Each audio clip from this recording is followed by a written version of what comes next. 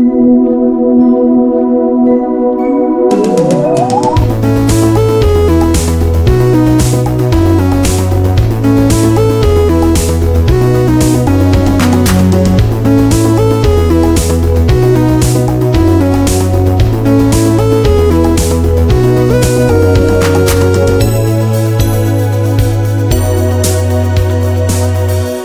welcome to the Popular Podcast.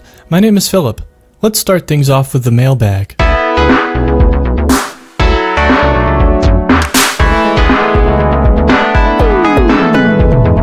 Penny I writes, anytime I see a movie or show where people are driving and talking to each other, I get stressed out when we see the driver turn to face the passenger.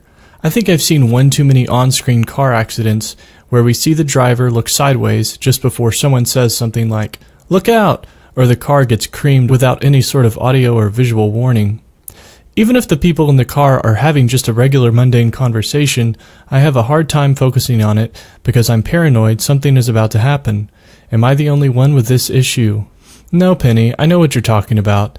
I definitely tense up during in-car conversations. I also get distracted when the driver goes too long without looking at the road. I know most driving in film and TV is very fake, but I appreciate when an actor at least pretends to watch the road so I can buy it a little more, as opposed to holding unbroken eye contact with the passenger they're talking and listening to. I do like when actors casually look to the side as they're driving to put a little emphasis on a line or reaction. I think that's a responsible way to drive act. Alright, next up, it's time to head back to the attic as we once again go hunting for asbestos. Hold on, sorry. I should probably take this. Hello? Hi, is Philip there? This is he. Oh, hey Philip. It's Philip. What are you up to? I'm actually in the middle of recording an episode of the Popular Podcast. Oh, okay. So, was there something you needed to talk about? Oh yeah, sorry. I just wanted to ask you something about the backyard. Is it about the dead spots in the grass? Do you know what's going on there? I was going to ask you the same thing. Do you know what's going on there? Not definitively. I know it's been extra hot, so it could just be drought, but I think it might actually be chinch bugs. Really? Did you see them? The first couple of times I checked, I didn't see them, but I looked again and saw some tiny little black bugs crawling around the edges of the dead spots. I think they're chinch bugs. Are you sure they weren't ants? I did see a few ants, but these look different. Do you think we should get some spray? Yeah, I think we should, just to be safe. Yeah, probably a good idea. Do you want me to go get it? No, you're good. I'll take care of it. Okay, thanks. Be careful applying it. Some of those pesticides are pretty strong. Yeah, I will. Okay, well I'll let you get back to your dinner. Good luck with the chinch bugs. I didn't say I was having dinner. What was that? I said, yep, sure thing. Thanks. I'll talk to you later. Okay, bye. Oh, do you know what kind of spray you're going to get? I'm sorry about that. We should probably just move on. It's time for English tongue twisters.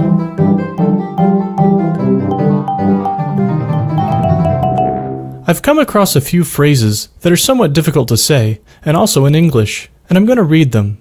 I think these would be fun for anyone to say, so whether you're at work, in the car, or the operating room, feel free to try along, or not. Okay, here's the first one. Pals pal the owls, bowels growl. Okay, one more time. Pals pal the owls, bowels growl. Okay, now you try.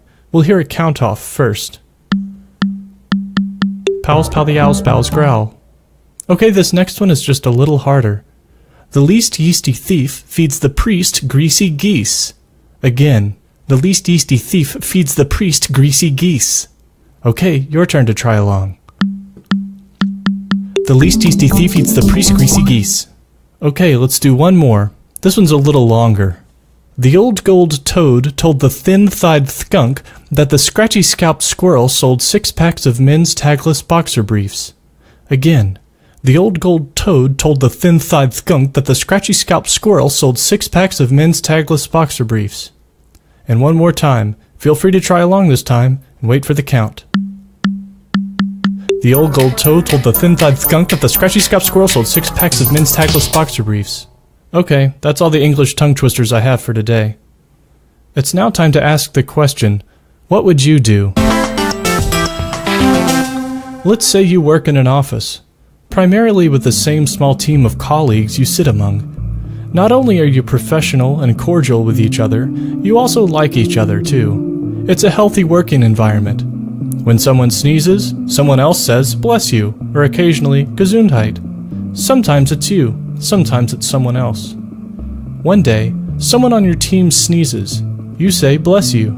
They say, oh, thank you. The next day, the same person sneezes at the exact same time as the previous day. Someone else says, bless you this time. No one notices it's the same time, though. No one really begins to suspect anything until the 5th consecutive day this person sneezes at the same exact time. Still, the bless yous and thank yous continue. Sometimes they come from you, sometimes they come from someone else. It becomes an inside joke on your team that this person sneezes at the same time every day. You figure that everyone probably wants to treat it as a joke, and not for the truly bizarre occurrence that it really is, because thinking too seriously about it would probably expose it as being more disturbing than anyone cares to admit. So, if after 2 weeks, this person is still sneezing at the same time every day, what would you do? Specifically in relation to whether or not you keep saying bless you. Would you just take it on as a personal challenge to say bless you every time? Would you consider it an obligation? Would you slowly taper off after a few more weeks, leaving others to say bless you instead of it sometimes coming from you? If you stopped saying bless you to this person, would you stop saying it to everyone else too? If other people also stopped saying bless you, would you start saying it again because it seems like someone probably should? Why did you start saying it in the first place? You didn't really understand the scope of this social contract you were signing, did you? Okay, before we wrap things up, it's time for household tips.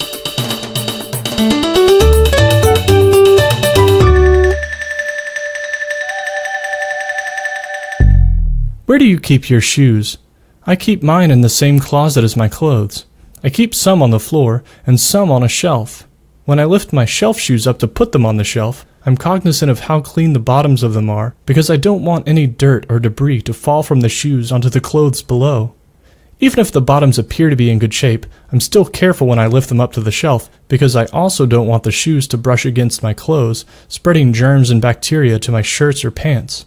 So, here's the tip. Don't keep your shoes on a shelf. It's too much of a hassle to worry about whether they're going to dirty the items stored below. Okay, that'll do it for another Pop Filler. Thanks for listening, and remember, you'll be fine.